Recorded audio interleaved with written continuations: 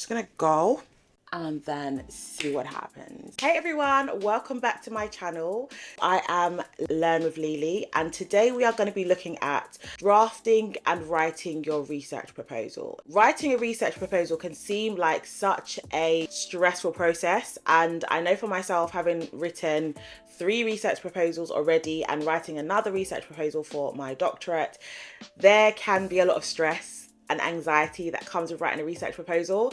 However, you can write a winning research proposal coming from someone who got top marks for her research proposal and complete acceptance of my ethics form. Let's get into it.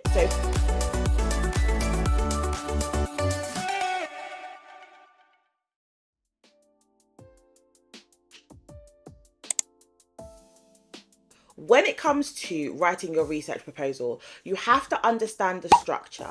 I'm coaching someone who is drafting a research proposal, but they don't quite understand what the structure is. They've been given a template, but they don't really understand the template. And I think this is something that can really start you off with a mind blank and start you down the road of stress and anxiety and feeling overwhelmed. Because if you don't understand the structure of your research proposal, then when it comes to understanding what you're writing and why you're writing it, you're going to find that challenging. So understanding the basic structure of your research proposal is really important. Obviously, you need the basics. You need your introduction. You need your research questions and your definitions defining the purpose of your research. You need your literature review. You need your methodology and your research methods section. And you need a timeline. You need to understand how long this research is going to take you, because inevitably you're writing a research proposal, proposed research that you want to do. Also understanding that there are going to be elements that you're going to need to include, things like your ethics and your people and patient participation involvement section. That may come methodology section that's kind of determined by your research and maybe the institution that you are doing your training with. I know for myself, when I did my research proposal, I didn't have to do a people and patient participation element of my research. However, I did have to do a stakeholders involvement section, which is kind of the same. So you have to understand where that is going to fit in, and mostly it would more than likely it's going to fit into your methodology and research methods section. Knowing what your basic structure looks like will help you organize your thoughts and help you organize your research proposal writing and preparation timeline. It will help you identify ideas and concepts and make sure that you know and you have a clear understanding of where things belong. So for example, in your introduction, you know you're going to have to give a background, you know you're going to have to give your thesis statement, you know you're going to have to give the rationale behind the whole point of you doing this research, and then going to move into using the pill method, you move into talking about your research questions, your aims and objectives of the research. So standing where things go makes a very big difference when it comes to writing a winning research proposal. The next thing you're going to be doing when it comes to writing your research proposal is you're going to craft your introduction. Now, I would say the introduction as a whole gets written at the end. Once you've written everything, then you write your introduction. But when you are drafting your ideas, you need to construct your introduction to understand what you want to present to the reader. In a few bullet points, write down the key themes, the key ideas, and the key arguments that you're presenting in your introduction. And that's what the thread should be that goes through the rest of your research proposal. Your introduction is going to briefly introduce your research topic. You're going to almost whet the reader's taste buds, so to speak. It's the appetizer to the meal. It's not the main event, but you're just giving little, what they called hors d'oeuvres. You're going to give a taster of what the research proposal is going to be discussing. And you're going to explain in your introduction why this research that you are proposing is important. What is the gap that you have identified, and why do you need to fill this gap? Why you?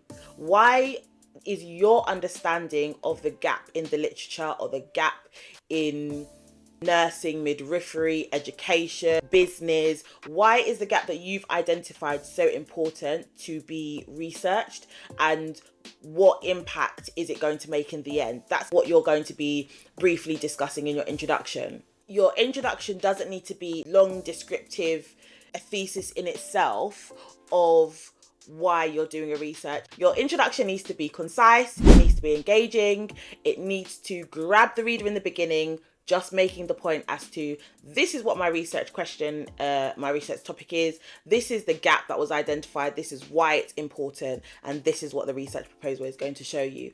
But in order to understand all of the filler bits for your introduction, you're going to need to actually carry out the literature search and, write the methodology section and all of that stuff before you write the final version of your introduction. As part of this research proposal, you're going to have to present the research and explain in a few key points and key questions what you aim to answer.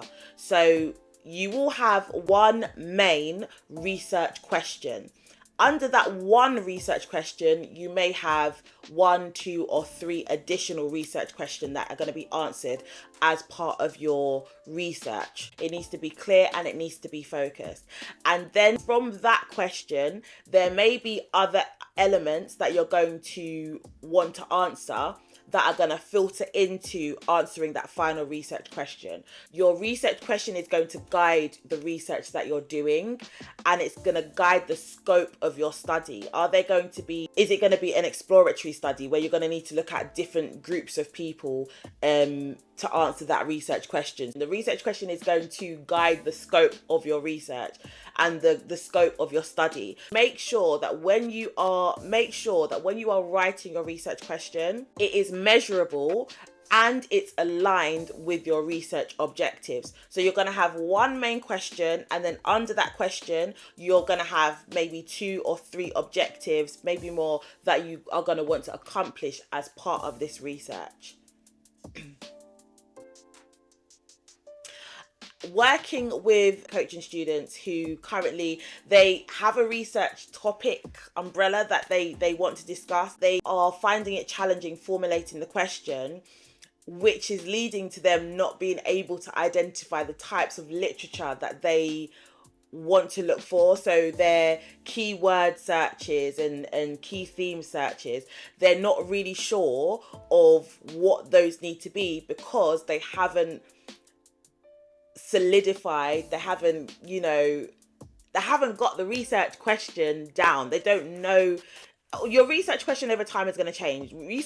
Your research proposal says one question, and probably halfway through your research, when you're actually doing your research question, may change. However, you need to start off with a clear understanding of what your research question may be to then be able to go on to the next elements of your research proposal, like your literature review and your methodology. So understanding what your research question is imperative to then follow the next part of your structure, which is, like I said, the literature review and the methodology. Your literature review is going to be developed through a literature search. Conducting your literature review obviously makes up a large part of your research proposal, and it is the justification as to why you are proposing this research, because you would have done your literature search, you would have done your literature review, and you would have said, yep, definitely the topic I want to talk about is the gap of the research. That is what your literature review is there to prove. So you're going to do your literature review or your literature search looking at topics that are similar or are the topic that you're proposing to do research on, and the existing literature that's related to your topic. And then in your literature review, you're going to summarize your key findings, you're going to identify the gap that you have found, and you're going to highlight how your research is going to contribute to the general topic that is being discussed.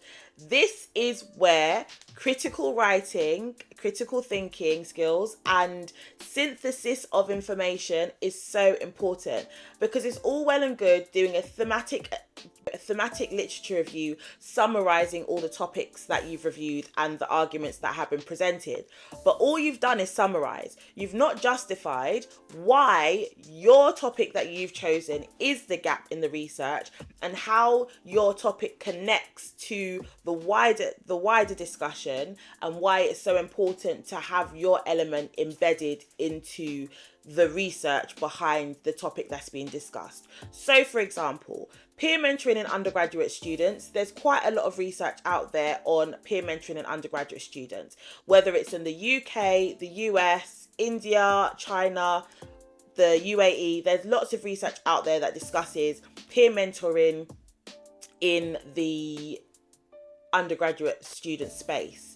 Specifically, if you are focusing on peer mentoring in undergraduate students, you may be focusing on a specific group of students. So, for example, I did peer mentoring on dental nurses. The gap that I found is there is very, very little research into dental nurse practice and dental nurse education. So I had to prove that as part of my research proposal. I had to prove that there was already a gap in research when it came to dental nursing education and dental nursing practice, and specifically the impact that peer mentoring will have on foundation learning dental nurses. So dental nurses that are doing their diploma, right? By just summarizing information that was out there. So, for example, there was lots of information out there on peer mentoring in general nursing program I was able to use as the foundation for the literature review. But the literature review had to then go into, right, it's been done in general nursing, and there's been some success when it comes to peer mentoring in undergraduate students, general nursing students, and it was students in the UK, the US, and Australia. However, there's no impact shown on peer mentoring for undergraduate dental nurses, right? So summarize the information on general nursing peer mentoring programs, amazing. Summarize the dental nursing education programs, amazing. Bringing those two things together, the gap that has been identified is there is a need to explore how beneficial peer mentoring programs are going to be for the dental nursing education and practice umbrella.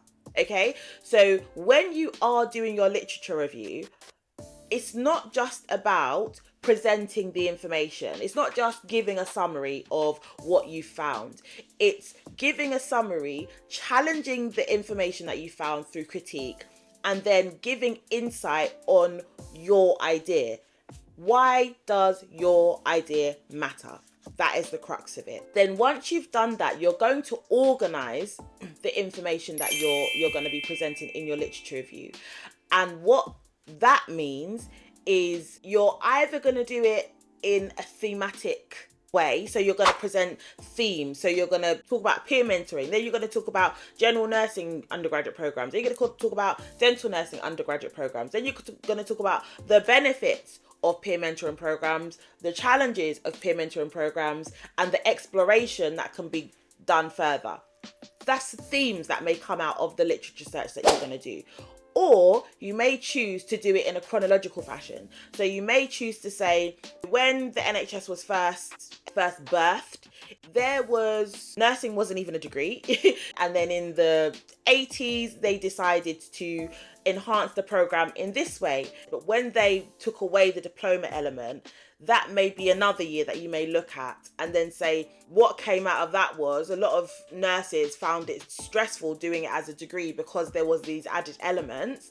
Therefore, when more understanding was carried out in 2000s, then they identified the need for peer mentoring programs. So you may do it in a chronological fashion if you feel that the chronological fashion better suits the topic that you're discussing. In order to make all of that make sense, when you are organizing your literature review, you are going to use Headings and subheadings. I cannot tell you how stressful it is as a lecturer, as a tutor, to be given a piece of work by a student and it's just one consistent piece of work.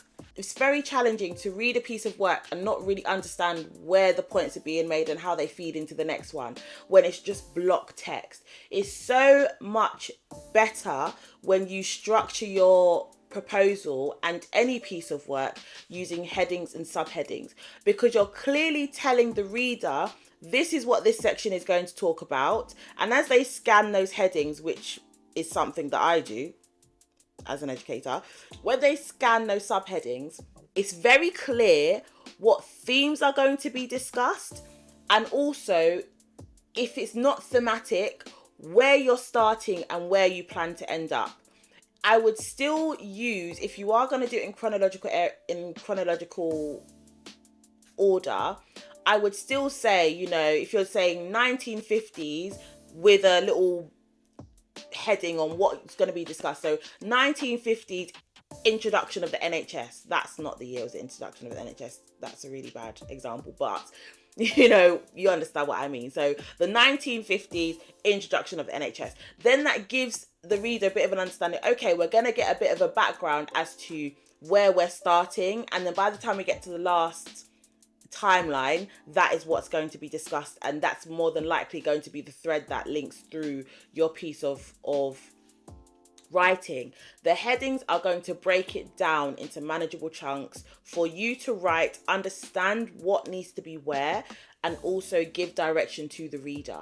It's going to be able to give the reader a clear identification of your argument that's going to be presented or is being presented, and the progression that's going to lead your research in the field that you're discussing the research in. Then we come to your methodology section. Now, your methodology section is an area that you're going to be able to describe the methodology in detail. I have a bit of a, maybe it's a personal problem or a personal issue with the umbrella term methodology, because yes, you are going to discuss the reason behind the methods you have chosen. That's the methodology, but you still also need to identify the research methods that you are going to use, which is why I like to break it down into research methodology and research methods, because they are different. Argue with me in the comments, but I feel like they should be clearly identified as two different things. This is also going to be dictated by your institution. However, in this section, you are going to discuss, or you're going to describe the methodology in detail. So why are you choosing qualitative? Why are you choosing quantitative? Why are you choosing mixed methods? Are you more of an interpretivist, a positivist? Are you a critical realist? You know, be a bit more, give detail behind the methodology and why you particularly are choosing the method that you're choosing.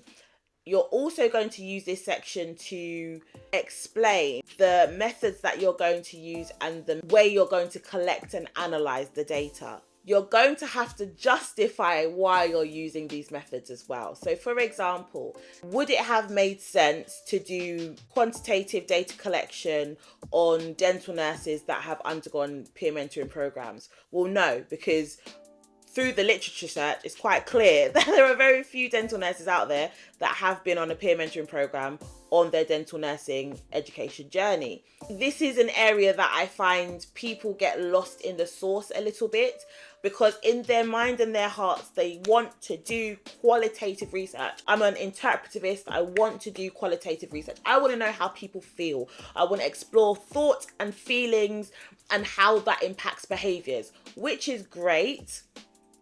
However, you also have to understand the work that goes behind doing things like one-to-one interviews or focus groups or collecting surveys with perspective data and trying to interpret that information. You're going to have to understand what your research method is, why you have chosen that research method, understand the types of analysis that are going to be required for that research data set.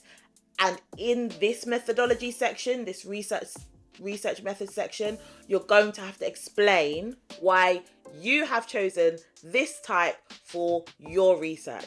How is this research method going to fill the gap in your research? That is what you're going to be explaining in the research methodology and research methods section. Include why these methods are important for your research questions. Be clear, be specific about your research design, your sampling techniques, and your data analysis process. Now, yes, there is always going to be possibility, the chance that your research method can change.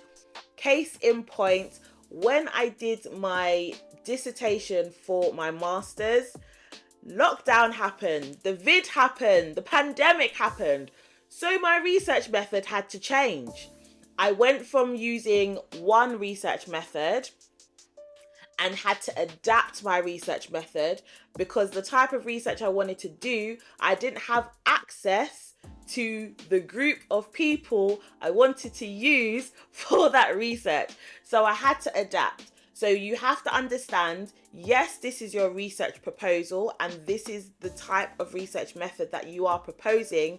However, there is always a possibility that things can happen and methods can change. But identify this as part of your methodology section.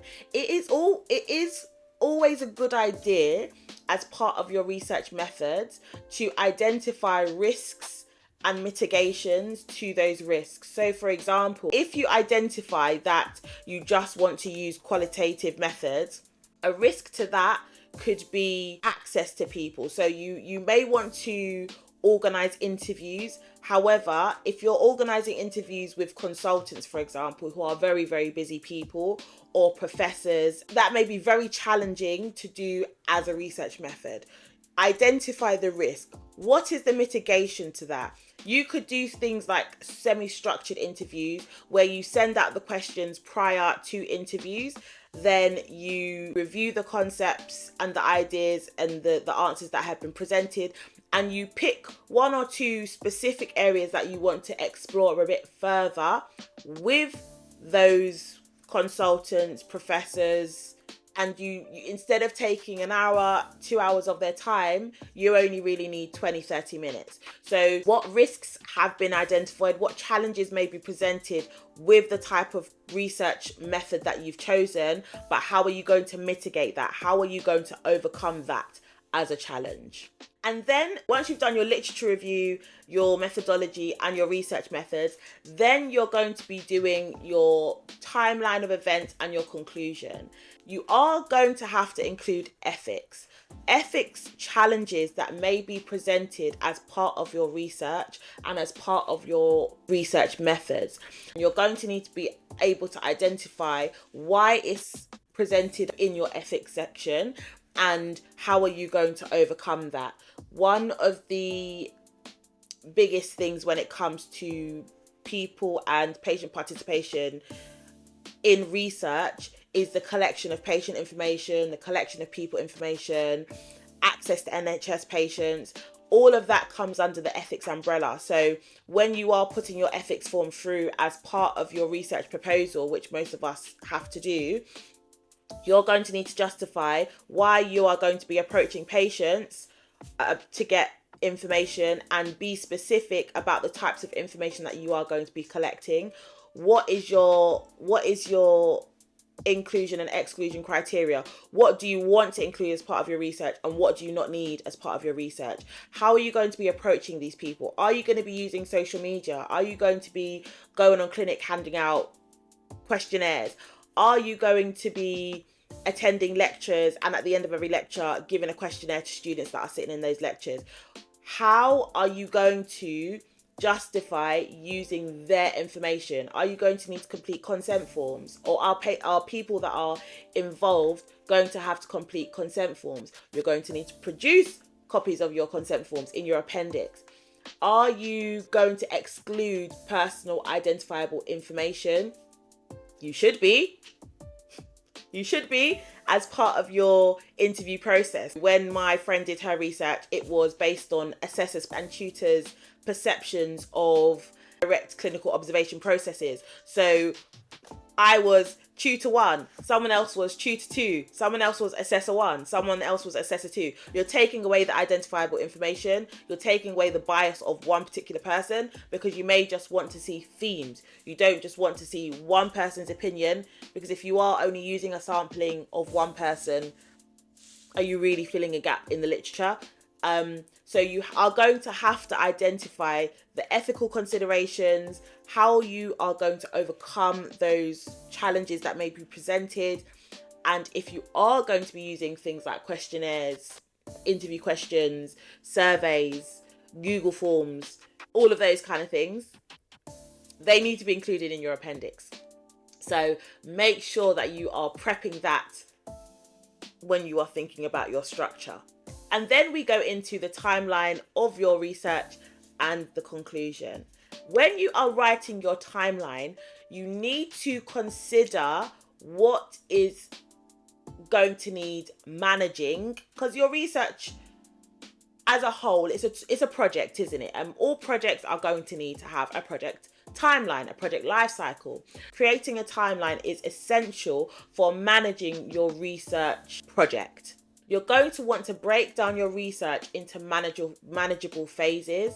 So phase 1, phase 2, phase 3, and then explore what those phases are going to be looking at. So in phase 1, you may just be writing your first few parts of your research, of your actual research, you know, the rationale behind the research, the backgrounds of your research, the first few chapters of your research project that you're going to be doing.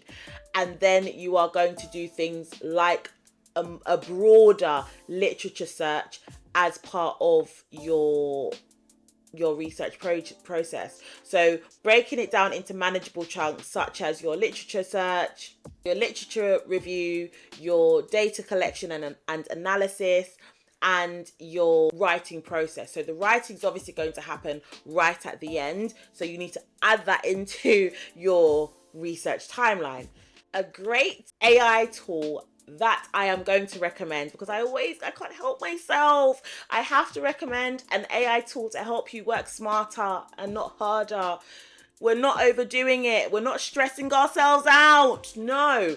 So a great AI tool that you can use to help you plan your research project is Notion.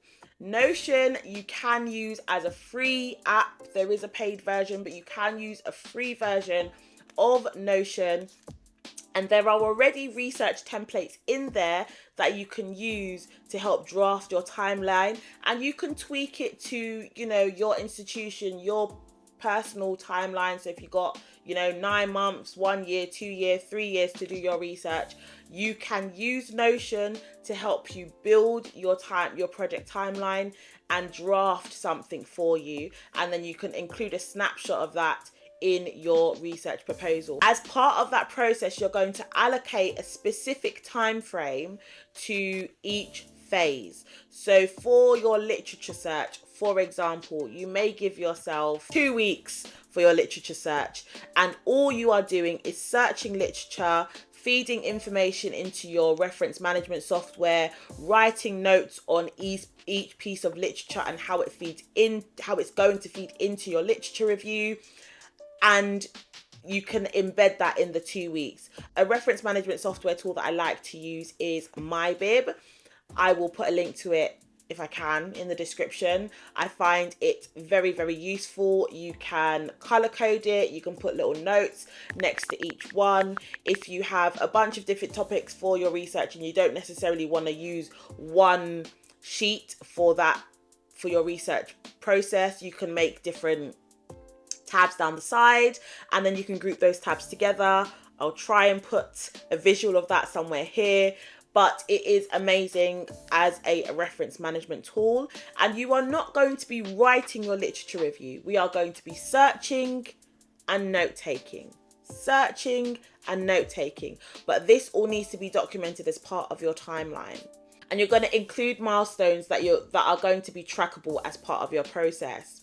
Doing this and adding it into your research proposal kind of solidifies the organization of your research project, and it helps you keep organized in general, but it can also give you something to work from in terms of deadlines that you're setting for yourself. You've already written it in your research proposal, so you might as well use the timeline for your actual research, but including that element in your research proposal can show and demonstrate to your lecturer or to the reader that, yes, I have thought about the literature behind this topic and identified the gap and know the methodology, but I've also thought about what needs to be done and when and how long each task is going to take me. Then finally, you're going to write your conclusion. Now, your conclusion and introduction, I would say, should be written together.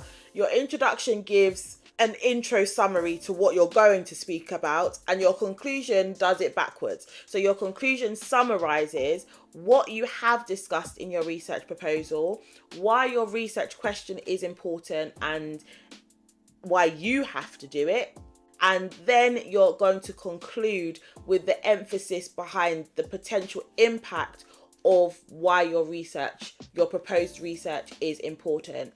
Writing a strong conclusion means that summary is a summary and synthesis of the information that you have presented as part of your research proposal. You can restate your research question in your conclusion, and I think it's good to include the question just to reignite that reason. This is my question, and I've shown you through the last few sections why this is important. You're going to briefly allude to your methodology and research methods in your conclusion and highlight the significance of your study, because as much as the reader is going to read through the whole piece of text, when we teach how to read journals and how to read articles, the recommendation generally is you read the abstract, you read the intro, you read the conclusion. Why? Because all three of those areas summarize the body of the text, the body of the written assignment. So for myself, when I read students' work and when I read work from people that I coach, I always go to their intro and their conclusion first. Because if in those two sections I can't work out what you're talking about, I promise you, I'm probably not going to be able to see that in the body of the information, because you've not been able to give me a coherent, concise, beautifully packaged piece of information in a few 100 to 200 words. You've not been able to consolidate your topic in 1 to 200 words. And I think that is so important. I think the ability to be able to, yes, write 5,000 words is great because you've really given the meat to the meal. However, I also like dessert, and I want to be able, I like a little starter and I like a little dessert, and I want to be able to say, oh, that starter was really good, I'm looking forward to the meal. And then when I have the dessert, I want to eat that. I want to take that in and say, yeah, that finished it off nicely. If you cannot do that in your intro and your conclusion, I would question how impactful and how interesting the body paragraphs are going to be when it comes to the main course. So being able to draw everything together in your conclusion is it's chef's kiss. It's a great skill to have. And understanding that you write your conclusion at the end because you know, right, this is what I've written. When you are writing your conclusion, you yourself are going to be going back to those other sections to get pieces of information. And if you're writing your conclusion and you're like, that point isn't really clear, that means you've got to go back to that section and rewrite that section for it to be clear and coherent and make sense. So your conclusion demonstrates to me as the reader and to your lecturers, whoever's reading that piece of work, it demonstrates, I know what I'm talking about. I've started this conclusion. I went back to this piece of text 5 times, 10 times, just to make sure that made sense, so that when I've written my conclusion, this sentence, if you don't understand, then it's a you problem. It's you. So when you've written your conclusion, this is where you're saying, this is what this says. That you can read it if you like, but I'm telling you, this is what the body paragraphs say. And that should be enough almost for the reader to say, right, I already know what to expect, I just want to see a little bit more detail. Your conclusion should end with a compelling statement that emphasizes the potential impact of your research. Your last statement is going to leave the reader saying, I cannot wait to see the outcome of this research. That is what that last statement should be. It shouldn't leave me wanting a little bit more. I should be full, right? So that's the conclusion. Now, when it comes to the actual drafting and writing of your research proposal, you've done your research, your literature search, you've started writing, you've drafted it, you've written your introduction, you've written your conclusion. You are always going to go back, review and revise. That first time you write the first time you write your research proposal, you were just verbal vomiting. It's nothing. You submit that at your own peril. It should always only be a draft. At this point, I would even say, get someone that you know to read your draft. I get my mum to read my drafts and my husband. My mum from an academic perspective, because she's an academic, and my husband for lay understanding. If the both of them understand the piece of work that I've written, amazing. They won't, because I will still need to go back in and revise little bits, make little adjustments here and there. There may be some themes that aren't really themes that may need to be amalgamated and be brought together. That first draft should always be revised and reviewed. It will give you the opportunity to make adjustments where necessary, check for your grammar, your spelling, your punctuation, make sure all of that, those little elements are tidied up, and it will give you the opportunity to make sure that this research proposal is coherent, it's concise, it makes sense. You're not using long, unnecessary, flamboyant language where it's not needed. If it is an academic paper for medicine, dentistry, nursing, and there are certain terminologies in there that you need to use, then by all means, use the medical terminology that as you should. But in terms of verbiage, it doesn't need to be flamboyant. It doesn't need to be all over the place. I had a friend once and her supervisor absolutely detested linking words. Therefore, additionally, thereafter, forget it. Just state the facts is what he said. My friend said kiss. Keep it simple, stupid. Nobody wants to be called stupid. Keep it simple. There's no need to be overly descriptive. If you have written 10,000 words and there is no argument in sight, it's too descriptive. You need to go back, revise it, and make sure that your arguments are clear. State your points, give your evidence, give your explanations, and link your point to the next paragraph.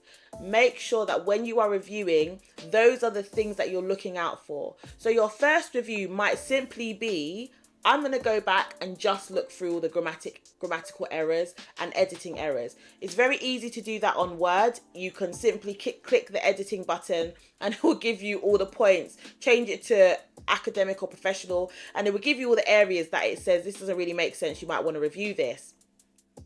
You can use Grammarly with caution because Grammarly is flagging now as AI plagiarism. So make sure that when you are going through it, you are checking that first draft for just the tidying up bits.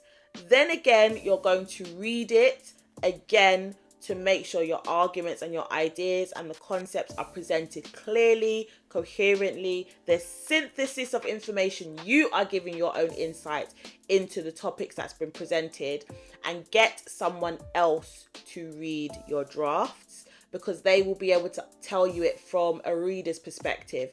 I liked this point, but this point didn't really make sense. Something I gave my mum once, she said, you've just started talking about the topic. You haven't actually introduced the reason why you're talking about it. So I had to go back and actually write why I'm talking about this, not just start off with the facts and figures. So make sure that you are getting someone to proofread that for you. Most universities and colleges have proofreading resources, they're available. However, if you cannot find those resources or you don't have them available to you, there are people like myself and other people on YouTube and TikTok that have services where we will proofread your work for you and we will give you feedback on the content. I don't really know your institution, I don't know your topic, so that as well is quite good to get another person's perspective on what you've written. And then finally, what you're going to do is you're going to prepare for submission. So you're going to make sure that you have left yourself enough time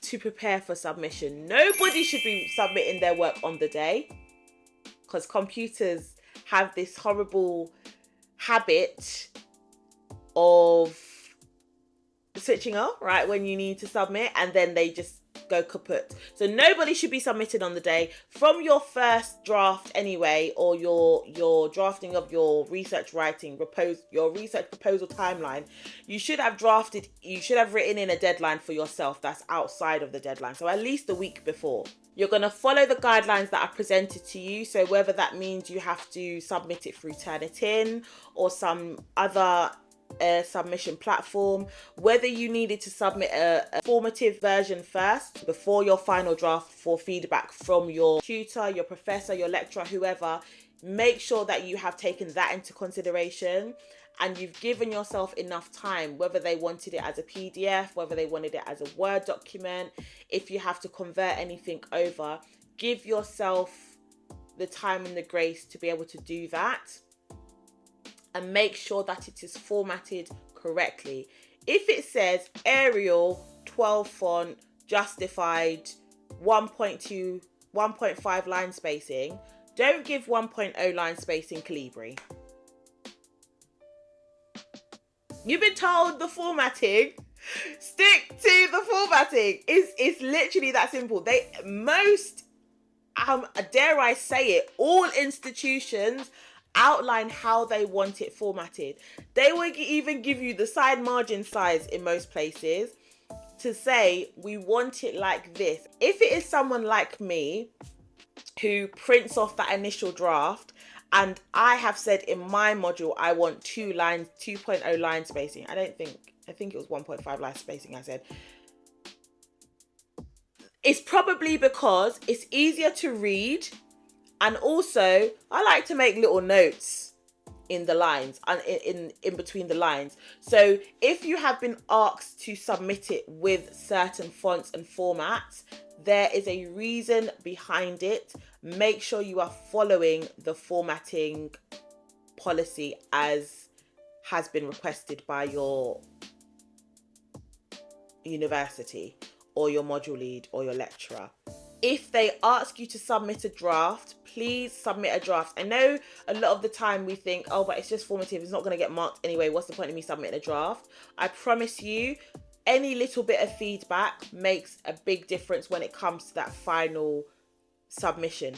Even if the feedback is, this is great, at least you know you're on the right track. Do you know what I mean? So you need to make sure that if that is something that is available to you, you are using it. If that feedback comes with a tutorial session with your lecturer, with your module lead, use it. Make sure you are linking in with the person that is probably going to be marking your piece of work, especially when it comes to things like linking ethics forms, applying for ethics sign off and things like that. Make sure you are really utilizing the availability of your tutorial sessions with your lecturer, with your module lead, with your tutor. And you should be able to, on that final submission, submit your research proposal with confidence, knowing that you have put your all into this, your effort, your time, sometimes your blood, sweat and tears, but 100% of you has gone into this research proposal, and you can submit it with confidence, knowing that it's going to be accepted. Your research proposal is going to get a good grade. Your ethics proposal is going to be accepted without any adjustments. Yes. And then when you start your research, you know that you have a good starting point. And that is a step-by-step on how to draft a winning research proposal. So whether you are writing your undergrad dissertation, or you're doing a project and you have to do a research proposal, or you're writing your master's dissertation, or you're writing your proposal for your doctorate, these are some of the steps that you should be following that can help you write that winning proposal. And as usual, if there are any videos and any topics you yourself would like me to cover, let me know in the comments and I will make them for you. If I do make a video that you have suggested, I will at you in my description. And as always, the academic journey can be a stressful one. However, remember, you are doing an amazing job, so keep going. I always say work smarter, not harder. So I always give an AI element, and today's AI element was Notion. Happy writing, and I'll see you in the next video.